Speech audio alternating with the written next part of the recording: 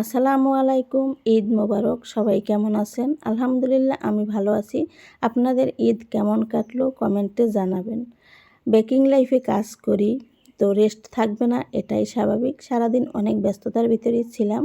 বিকালে জাস্ট মেয়েদের নিয়ে বের হব একটুখানি ঘুরতে, তখনই দুইজনের মেসেজ, আপু কেক লাগবে। দুইজনই রেগুলার কাস্টমার, আর না করতে পারলাম না, অর্ডার নিয়ে নিলাম। সন্ধ্যা 6টায় ডেলিভারি। যদিও আগে 2টা কেক ডেলিভারি দিয়েছি, বিকেলে আরও একটা কেক ফ্রিজে আছে, সন্ধ্যায় ডেলিভারি দিতে হবে। এর ভিতরে এই 2টা কেকের ডেলিভারি।